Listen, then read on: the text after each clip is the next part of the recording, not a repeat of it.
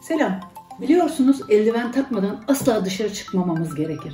Ama eldiven de öyle ucuz bir şey değil. Dolayısıyla tek seferlik kullanıp atabileceğiniz basit eldiven yapımı göstereceğim. Neyle mi?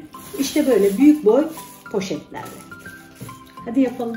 Şimdi elimin ölçüsünü alıp çizeceğim ama parmaklarımızı iyice açıyoruz. Öyle alıyoruz ve bileğimizi yani böyle düz yapmıyoruz.